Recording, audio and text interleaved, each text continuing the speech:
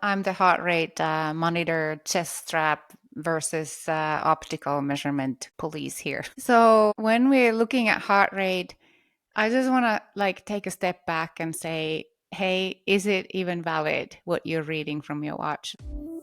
Welcome to the Athlete's Compass podcast. Each week, renowned sports scientist and founder of Athletica AI, Dr. Paul Laursen, athlete, coach, and sports scientist Marjaana Rakai, and coach and cyclist Paul Warloski discuss training, racing, and improving your health and fitness. Get ready for your journey to peak performance. Hello and welcome to the Athlete's Compass podcast, where we navigate training, fitness, and health for everyday athletes. Today, we're discussing how monitoring heart rate can be a powerful tool if used thoughtfully to guide endurance training and help unlock better performance and smarter recovery. We'll break down when heart rate is your most reliable ally and when it might be steering you off course a bit. So, in simple terms, what is heart rate actually telling us during training? Is it effort, stress, cardio strain, recovery status? What's the best way to explain this to an everyday age group athlete? Well, yeah, it is. It's a tough one to pin that down, if I'm honest, Paul, because there are lots of different elements in the heart rate that we learn, and you kind of alluded to it. It's like it can tell you a little bit about your overall stress, but then of course, we know the job of the heart is to deliver that oxygenated blood to the working muscles, right? So it's giving us an indication of your aerobic sort of status. But so it has these sort of two elements. Like, if you're stressed, your heart rate's rising, right? And even though your heart rate might be up, well, there's not necessarily enhanced oxygenation that's needed at that time. So it's a bit nuanced that way, and I think we've talked about this before in other areas. You really need to look at the overall picture before we're really trying to tell us, what heart rate is telling us. So what are you looking at it for, first and foremost? If we're looking at it in a session, we're looking at how much aerobic stimulus, aerobic response you're kind of getting from that session. But those that do MAF training and have a hard time keeping their heart rate down know that there's probably something else underpinning that's causing that heart rate to rise, and that's telling us other things about the situation. So that's a real long-winded way to say it depends. We always hear about, listen to your body. And is heart rate a good way to quantify listening to your body, or can it sometimes mislead us? Yeah, it is it's helpful. Like, it's one of those markers that you should definitely be monitoring. It's why, from the simplistic element, we think this is so important in making Athletica a very simple system. And heart rate is one of the foundation markers that we measure across every single sport. So it is very important, but depending on the context of the sport that you're training for, and we have many sports, many endurance sports, whether you're using power or pace, it's critical, but so much context around that. But when you place those little contextual elements, and we can now do this with AI, well, now we really start getting insight into what matters. And that's what we're going to be working on further when with many of the new releases that are coming out in Athletica. It's being beta tested right now by our testers, and this is where our AI coach comes to life for you and is able to look into your history and is able to give you insight and telling you exactly what it is telling us about your training, your autonomic status, your stress, and your development and your adaptation. So pretty exciting stuff, and it's good that we're having this conversation. Most, maybe many masters cyclists and runners do their easy days too hard. How can heart rate, especially a cap, stay under X BPMs, beats per minute, protect aerobic development and recovery? Well, first of all, I'm the heart rate monitor chest strap versus optical measurement police here. That's a good one. So when we're looking at heart rate, I just want to take a step back and say, hey, is it even valid what you're reading from your watch? Like, I see so many athletes puzzled because their threshold heart rate is too high or not. Like, usually athletes, they have that intuitive sense where their heart rate, like thresholds, lie. And when they join Athletica and ours is a little higher than what they think it is, or coming from another platform, my first question is, like, where is the heart rate measurement coming from, right? So if it's optical, it sometimes, especially if running, it starts to mix the signal with your cadence. So especially after you've been running a while, and then your heart rate goes over. I don't think there's a set limit what the heart rate goes over, but in my own experience, if it goes over 140, it just jumps up like really high to 160, and I'm like running easy pace, and I'm like, what? That is not right. So, like, first of all, I want people to understand that the optical measurement is not quite there yet. It Mm-hmm. can throw it off. Like, in lower intensity is pretty good, but higher intensities it's way off, and it can affect your data. So garbage in, garbage out, and that's where I would start with. Then when we're looking at factors that can affect your heart rate, taking that it's from a chest strap, you might be stressed. You might have higher internal response to training because you're stressed out. You had a bad sleep or several sleeps. Heat. Heat, especially heat. Yeah. Even nutrition or, Caffeine. Coffee, coffee. yeah. Yeah, I Caffeine. got mine here too. And what else? Nutrition status and hydration status can affect the heart rate. So Mhm.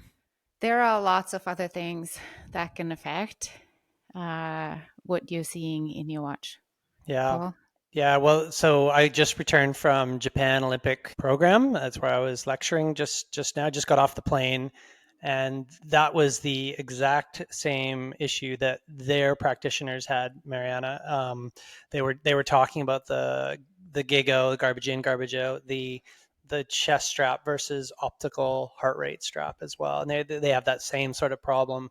So yeah, like the solution really is, if this is we measure what matters. Heart rate is a key marker, especially in Athletica. Is if you can afford I actually followed Mariana's advice. She said, I'm really recommend this Garmin heart rate monitor. It was their latest one. It comes with respiration rate. I've been so happy with that personally.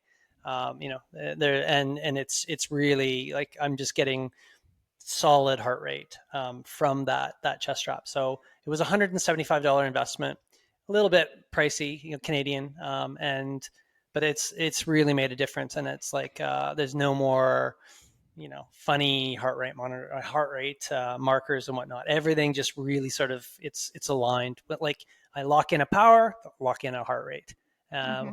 High power, heart rate goes kind of as I would have expected, right? And of course, I've seen a lot of these traces, but yeah, it's just it makes a big difference. And now with what I just mentioned, where AI coach is actually analyzing and assessing these, time and zone and these sorts of things, this is really going to start to matter even more if you want a good output from your AI coach talking to you and assessing how you've gone in any given session.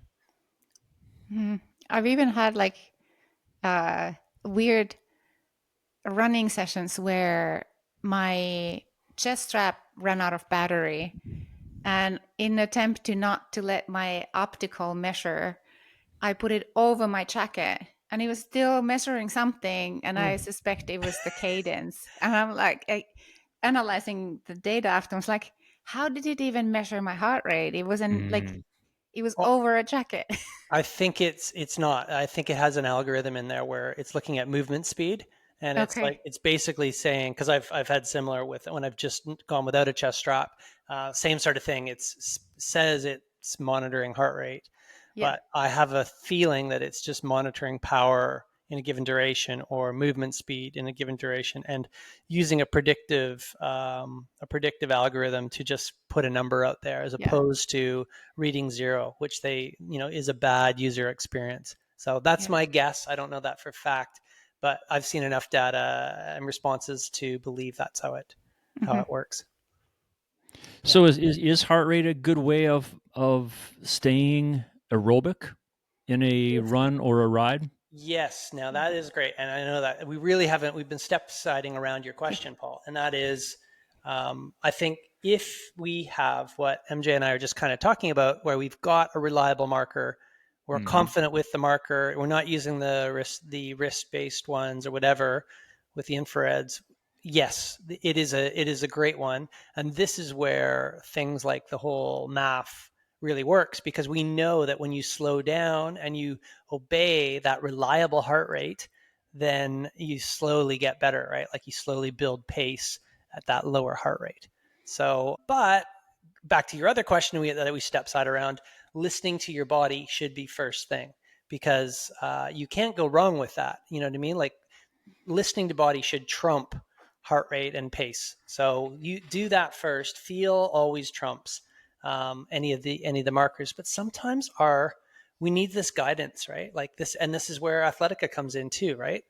It's a great tool to guide you towards the process that optimizes your health and fitness and performance development. That's and when you just come out of the gates and you are exposed and you just have like this idea to do a race or get fit and get healthy, sometimes we don't know what to do, right? And this came directly from Andy Busher, who's my pro athlete triathlete that won Ironman Lanzarote, right? So this is right. He said this directly to me. It's like it's hard for anyone to just know the right pathway, and we need teachers to guide us. And Athletic is an excellent teacher to help guide us with that feel and develop it. I have noticed, that heart rate seems to work well for endurance rides and runs, but I've also noticed that among my Athletica athletes that either ride and run,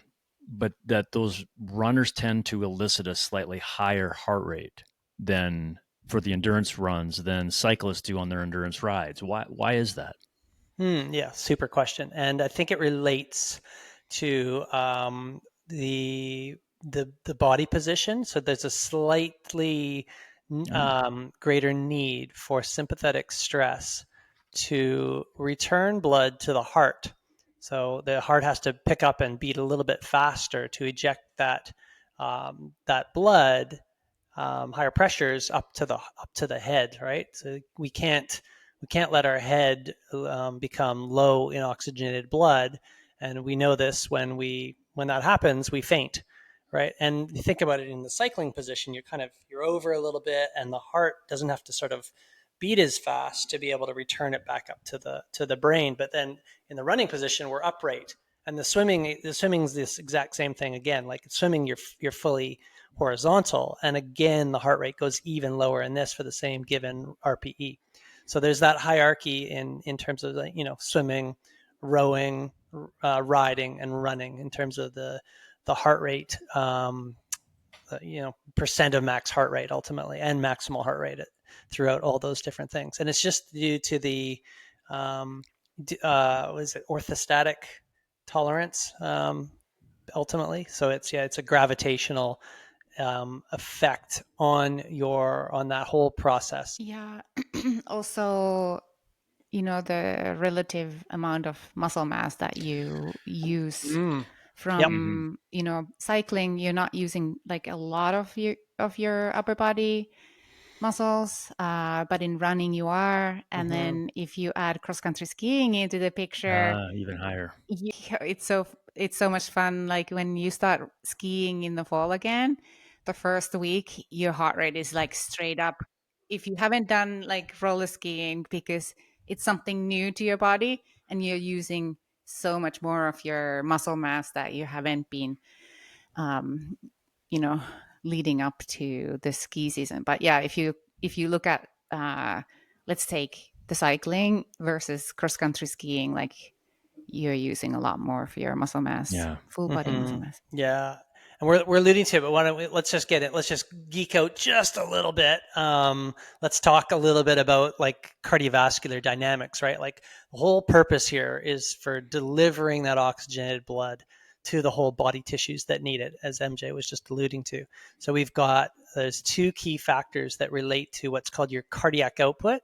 That's the ability of that heart to deliver all that blood. And it's usually measured in liters per minute, right, in terms of your cardiac output. And in like elite cyclists, say for example, imagine like your top cyclist in the world that's winning Tour de France. This is like 40 liters a minute. That's been measured, so it's huge. And just like to say 40 liters a minute is one thing, but if you actually, I've done this in classrooms where I've stood up in the front of the class and I've taken this bucket of 5 liters. Basically, it's like a whole bucket. It's 5 liters exactly in it, and I've got another bucket beside it. And I pour 5 liters, and I actually like show the process of doing that. That's 1 minute. So 1 minute, your heart is pumping 5 liters around the whole body to keep us alive. That's just about every single human. So that's you listening. 5 liters is poured, and just imagine 5 liters. Like imagine your milk carton or your gallon, right? It's incredible. The heart is doing that.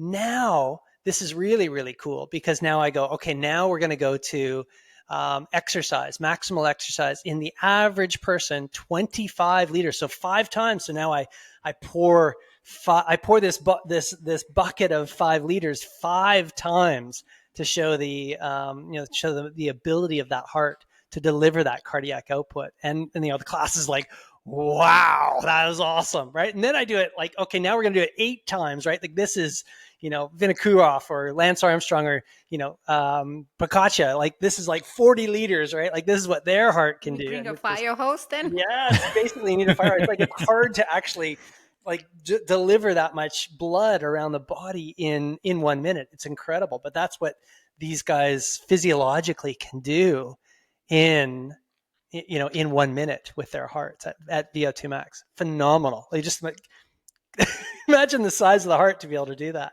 Yeah. The strength of that. So heart rate, stroke volume is every beat, and then cardiac output. Those are the three key elements that we're working. And then like this is all about heart rate, and that's the purpose of that. So stroke volume, it gets kind of around the same, so that we can kind of see like up like I think up something like 70%. It's already maximal, and then everything else after that is kind of heart rate. So yeah, that's kind of that's why it's important. So you want at VO2 max of that very high heart rate. But I think that this question is really interesting one and really hard because people, me included, sometimes I want to be on this upper zone too. Like I know my heart rate and what I should keep it under, but ego comes in and says like, just push it close to the upper zone too. Come on. Mm-hmm. And it's just recently I'm like, who cares? Like, who cares about my pace? Just keep my internal intensity lower. Like this is where the gains are happening. You don't have to be pushing it all the time. Oh, And it's a funny thing, this little ego. mm-hmm. It is. Yeah, no, for sure. But yeah, you're absolutely right. And this is, again, I've just returned from telling this story to high performance sporting organizations around the world. And it's like, everyone has the same problem. Everyone has the ego problem, but it's like being able to train easy allows you to do that whole polarization model where 80% your training's easy, 20% of your training's hard. Train the easy days easy, hard days hard. And that's the better road to Rome ultimately, because you're optimizing your signaling, right? Like the message basically that your cells need to adapt, combined with what we've talking about, the stress. The overall stress of the person is controlled, and they're not getting overtrained with that method. So are formulas, like a math formula, 180 minus your age or 70% of max heart rate, are those good enough for finding that zone? Or do you think athletes should test and individualize? Or is the answer yes, both? Yeah, I think it is. It's definitely yes for both. So it's kind of like in a perfect world, you'd with access to a lab and all the money and resources in the world, you'd go get that tested.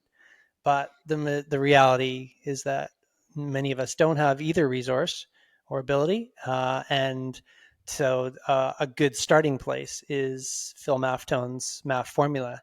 And for anyone that wants to review that, we've had Dr. Phil Maftone on the podcast. I forget which episode, but you can check back, and he gave an excellent description of what you can do from a practical standpoint to get going on that. Yeah, it's a good place to start. So for cyclists with power meters or runners who pace off their watch, when should they prioritize heart rate instead of watts or pace?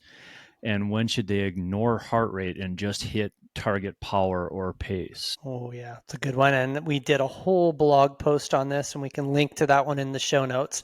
But it was basically, it's like, when do you use power, when do you use pace, and when do you use heart rate? And the answer, we keep it pretty simple. But if any session is zone 2 or less, it's ideal to use a good, reliable heart rate guide for that, coupled with your feel, right? It should be easy, should be steady. And, you've got a great guide there on your training zones and your power and pace profiles, which dictate your training zones. And then the opposite, the other side is you should switch that over to pace and power if you're doing zone 3 and above, because now it's like now we want to lock in, and we're doing key sets.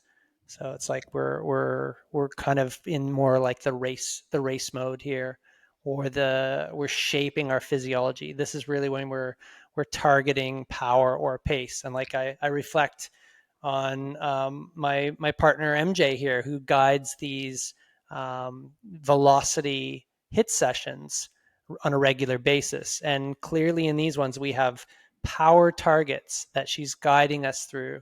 And she can see us all. She knows when people are hitting those targets or not. And she calls us out on them. It's very good. So if you're not on velocity yet, you should definitely come join us. There is I feel like there is a place for heart rate during those hard efforts as well. But as a coach, it takes a little bit of a knowledge of the person, of course, as always.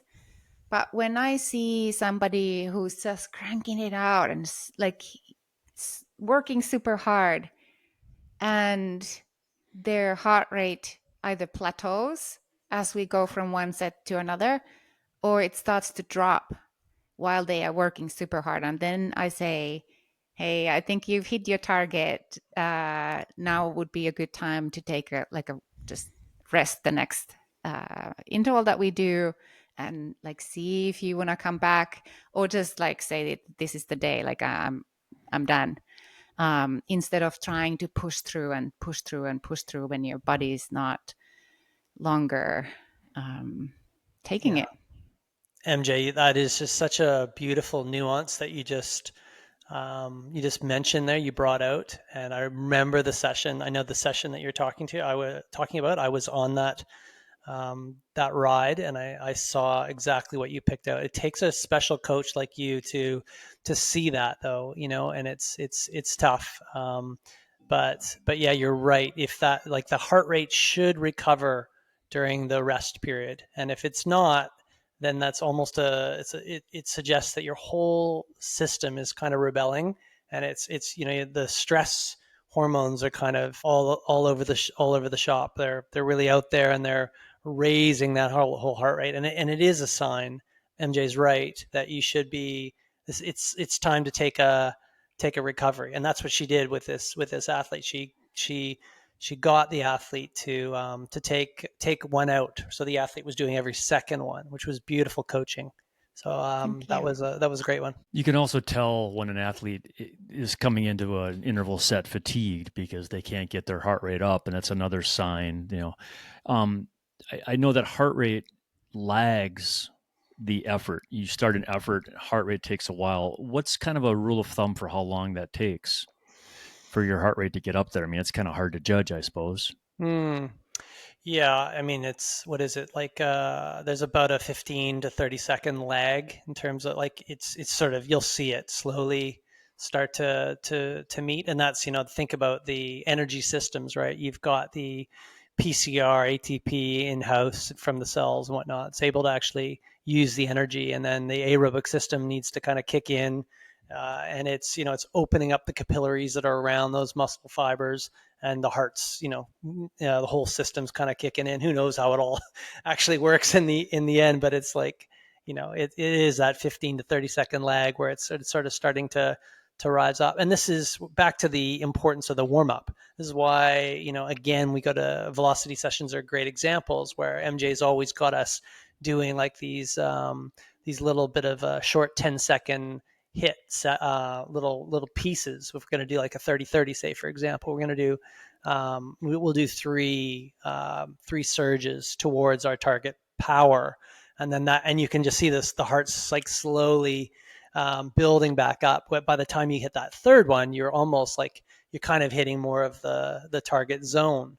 Like you'll have so actually like a nuance answer to that question, Paul, is that it's faster once you're warmed up, and it's sort of slower right in the beginning when you're just starting because of the anaerobic resources that we all hold within all of our muscle cells. You need to get your aerobic system kicking in. Is there, we have the concept of cardiac drift is another element of heart rate and looking at heart rate.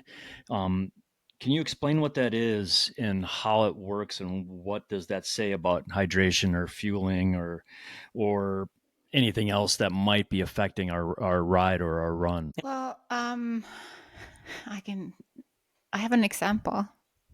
This Sunday, I did a 3.5 hour ride here inside, and I closed the door so I didn't have a airflow, so it got pretty hot here. I was trying to keep my heart rate like around 120, and then my little floor fan it ran out of battery because the cable didn't work, so it got like I lost the little fan that I had on. It got super hot. So my heart rate just started to climb and climb and climb, more so than like just from fatigue.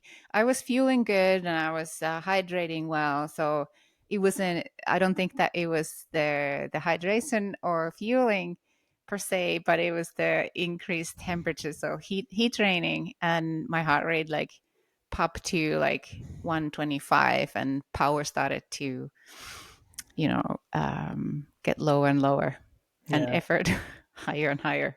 So yeah, everything was just separating there. totally. And that's a great example that gives what the body's trying to do, right? Like in that situation where MJ lost her fan use, she's lost the ability to lose heat from sweating. So her body is trying to now all of a sudden go to this new mechanism of losing heat, and that's to basically shunt blood to the skin. And to do that, it's the whole system has to work harder. So, as evidenced by the fact that she had a higher cardiac drift, so she's seeing a higher heart rate, and because the heart's got to work harder just to do both the moving of the muscles on the bike, but also to try to rid some heat to get rid of that. Remember that we've done some of the heat lectures before, heat talks before, and the body's got to protect itself against getting too hot. We're like a fried egg, otherwise that denatures, right? So you'll die ultimately if you get too hot, and we can't denature those proteins like a fried egg does on a fry pan. So yeah, that's and then the brain will either tell you to go slower or the heart rate drifts up. And the first response we had there was the cardiac drift. So heat is a big one. And then fatigue is another one too, right? Like what I like monitoring some athletes right now that are getting ready for some big races, and these are some big gun athletes. That's fun to watch them, because as they get fitter and fitter and do more of their key sets towards these races, their heart rate couples better and better with the power output. All right, so thinking about, like, weekend key sessions, right, where usually it's like mid-zone type work. It can be even over and under type session.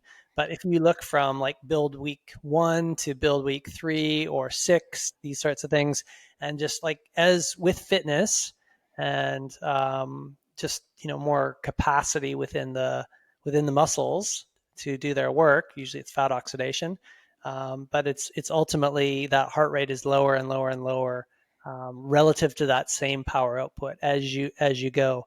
So there's tighter, less decoupling, and you'll actually see that as a marker on your athletic session analysis. You can actually see aerobic decoupling, and it's less and less and less, and that's ultimately that power and pace is locked right in with heart rate, and that's a telltale sign of a athlete that's ready to go. Less is better. Yeah, definitely. Interesting. So if we're working with athletes, or if athletes have just heart rate to work with, what's the best way for them to set up their training zones? Is it a heart rate, using a heart rate you saw once as a max heart rate, and using that, starting with the zone 2 and building from there? How do we set heart rate zones that are accurate in a way to help us in our performance? It's a tough one. I mean, again, if we're in the cycling context, Mm-hmm. you might have pace still, which could be, if it's flat out there, you could be something. Or even if you're on a wind trainer with just speed, then I've done that in some research studies in the past as well. Really dating myself, this is kind of like before power meters. You still got, you could still look at the speed of the flywheel ultimately down there. That's giving you some indication of how much power transfer you're getting relative to the heart rate. But yeah, and even, I mean, Strava even does a bit of an algorithm too, right, where they're predicting your power on hills. I'm not sure how good it is. There's other means there. Remember, every time we're talking about power or pace, we're talking about an external workload, velocity, how fast you're sort of moving, and the heart rate. We probably missed this in the beginning, but it's an internal stress marker, or internal strain marker. Right? It's looking at inside the body how stressed or strained the body is relative to its work there. So yeah, like I guess you would start with that, Paul. You would go hard and try to get to some sort of max levels, or if you know it from the past, I've seen it this high before, and you were pretty confident it made sense, at least fit within the 220 minus your age, category. It's, as opposed to, it's not something crazy like 240, which is impossible, unless it's an AFib sort of situation. Do you know, Paul? But yeah, ultimately that's, we can do a max, and we can do a percentage of max, and we also, using our algorithms, we can actually get that threshold heart rate, right? Basically the highest 10 minutes of heart rate that we see in a valid file, notwithstanding the issues we were speaking about with the optical versus the chest strap. Mhm. I would I would be mindful using max heart rate, because most of us don't really know what our max heart rate is.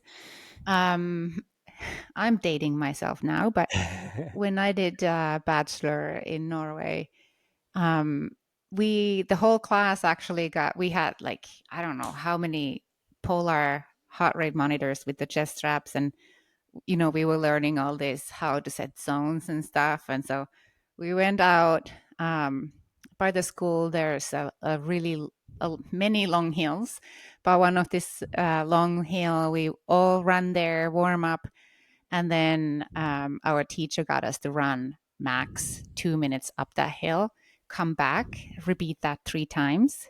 So that was like indicator, the highest heart rate that we achieved on the third time was our max heart rate. Yeah, I like it. That's a good And method.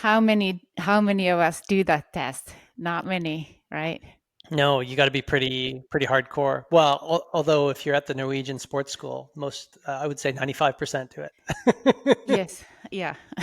But as a 20-year-old, it was still a pretty hard test Yeah, back then. But it was a field test that anyone can do, right? You yeah, can do that, warm up 3 long hard efforts up a hill and check your max heart rate. fully. Yeah, yeah. There's lots of ways to get it, right? So, Mhm. yeah, But like if you're somebody who doesn't have power meter, do a FTP test or follow our instructions for critical power test, and then plug that in Athletica and you'll get your zones. Or if you're a runner, you run as hard 5K as you can, and yeah, Bob is your uncle. yeah, for sure.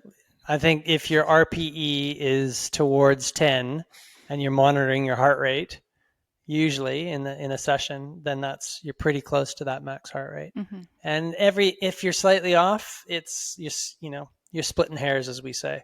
Mm-hmm. So it should be enough to calibrate your zones and know what the red zone is, and zone 5, and threshold zone, zone 4, and mid zone, Yeah, and then and take percentages from there. So it should be a good starting place. And again, notwithstanding that feel trumps the heart rate. you bring a really good point about not worrying too much if it's 2-3 beats off, No, because it varies. Like your heart rate varies day to day. It's not always the same. You know.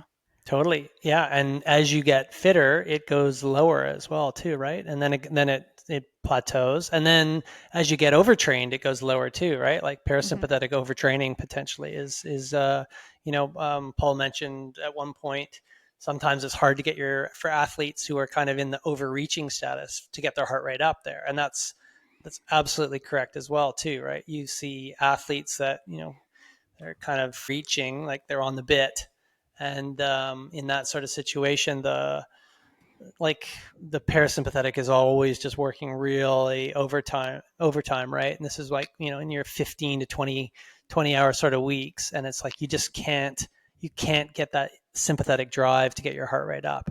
And this is often an issue too with not having a good enough taper, right? If you don't taper enough, then you can't get into that sort of sympathetic overdrive that you need for your races. So be cautious of that. You really should be keeping that training load relatively low in that taper phase.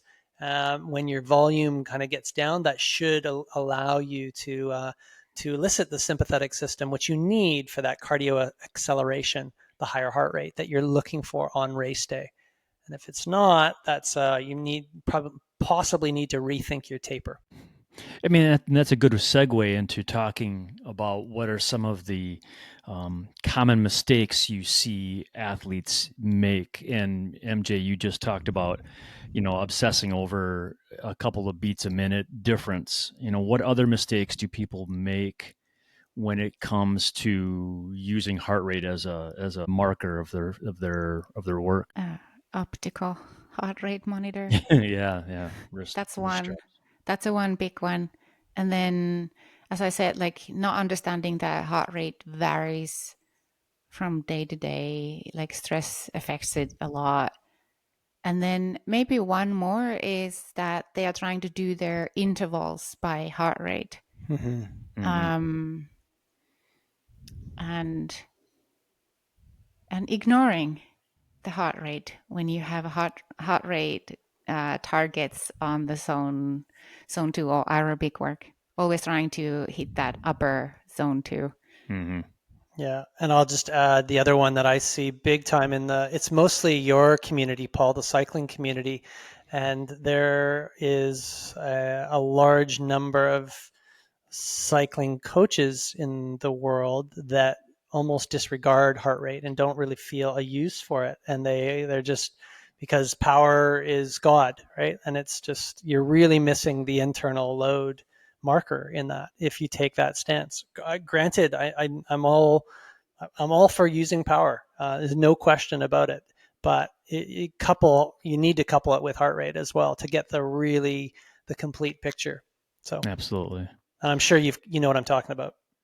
Yeah, and I think people do ignore heart rate, but it is such a powerful tool for us, as cyclists to be able to monitor the response we're having to the training. Um, and I think I would also add to the mistakes is that we tend, athletes tend to freak out a little bit when our heart rate increases in the heat because, that's going to happen as well because it's just our body trying, as you said, Paul, getting rid of that heat internally. So to wrap up, what would be a habit if someone listening today decides I'm going to start using heart rate smarter? What is a habit you would want them to start building this week? MJ, why don't we start with you? Oh, zone 1, zone 2, use the chest strap every single time. Like, yeah, every single time. Like, if you have a good data, you have better zones. So if you swap between chest strap and optical, the data is kind of and the AI codes can only see the data. It doesn't have the context of, oh, today I'm wearing, optical and not chest strap. So, like, be consistent. Yeah, well, MJ got the most important one, right? Because if you've got that, now we have reliable, valid data. And we don't have the GIGO problem, garbage in, garbage out. We've got a reliable system. And then maybe on top of that, I think maybe just making like becoming interested in it and actually looking at your response to a zone 2 session. Like, do we have a steady heart rate relative to pace, or is pace falling? Is it is pace holding? Maybe have a look at that aerobic decoupling number. Get a bit interested in that one. That's in your summary, and it's like, oh, interesting. And because then you know that's really looking at a ratio of external load to internal load, heart rate versus pace, or heart rate versus power. And then last but not least, how is that heart rate responding in a hit session or a key set session? And just become interested in it and make some more just your own personal observations of how you're responding, your heart rate's responding to the work that you're doing. Mm-hmm. And I think I would add similar to that is start becoming aware of how your heart rate pairs to pace, how your heart rate pairs to RPE, and how it pairs to power depending on what you're using, so that you can become better at monitoring your own load and using heart rate as a way of guiding your training. Mm-hmm. Yep. That's really good. Let's just go back in there. The RPE and heart rate, and that's where the ego comes in, right? Sometimes when we're running or biking and the RPE starts to like climb, we're like, okay, I'm talking about myself. I'm not always honest with myself, and I see the heart rate climbing, and I feel the RPE is climbing, but I'm just like stubborn. I wanna keep this pace. This is it. You know what I mean? Isn't it funny? Like, Mm-hmm. it's just ego ultimately. Like, you don't want to let the pace slow. You just want to, like, okay, this is good, this is good, I'm gonna run this marathon so fast. And instead of, okay, I see heart rate is climbing up, I'm maybe feeling a little bit fatigue here, I should slow down. But no, don't Yeah. tell me that you haven't experienced this. 100%. No, for sure. Like Totally. even today, right? Like, and surely I have a bit of experience with all this, but it's like, it's the forever battle with your ego. And it Yeah. just like, this is the life process. And yeah, we all deal with it, every single one of us. But deal with it, just like, yeah, like just be present and, aware of those feelings, and be aware of that ego and see if you can dial it back, because you probably make progress if you do. I think I'm gonna put my watch on my back pocket and not look at it. Mm, Hmm. yeah. Well, a Just lot go of by RP. both Andy Busher and Kyle Buckingham did the same thing in Like sometimes they would monitor and whatnot, but they would put it away. Like they would just Mm-hmm. be, they'd have a session where they're just going to do feel. They'll monitor and they'll Mm-hmm. give me the data that I'm looking for. And you guys can do the same thing with your AI coach or if you're coached. But yeah, take it away and just go see how the mind goes and then reflect on it later. That's another great learning process. Yeah. And I think because sometimes I hear people talk like, oh, I can't run with watch or I can't look at the data. It just makes me feel so shitty. Like Mm, about myself. I'm so slow and like I think this is a great opportunity to put the watch in the back pocket and not look at it and then just go by RPE. You want to keep it under 3 out of 10, right? Like you want to keep it 2 or 3 yeah, and just go easy. I think I'm going to start trying that. give it a go. Give it a go. It's a great one. Yeah. Again, I'm pretty sure you'll enjoy that process too. Mm-hmm. That's something new for me. So yeah, let's do Yes, it. I like it. There we go. Well, thank you for listening today to the Athletes Compass podcast. Take a moment now, subscribe, share, and let's keep navigating this endurance adventure together. Improve your training with the science-based training platform Athletica and join the conversation at the Athletica Forum. For Marjaana Rakai, Dr. Paul Laursen, I'm Paul Warloski, and this has been the Athletes Compass podcast. Thank you so much for listening. We hope you enjoyed another episode of the Athletes Compass podcast, your North Star through the sometimes complicated world of training for your endurance sport. We appreciate your comments and training questions and your 5-star reviews. For a deeper dive into the science of endurance sports, listen to the Training Science podcast and check out the adaptive AI training platform Athletica.ai. Thanks for listening.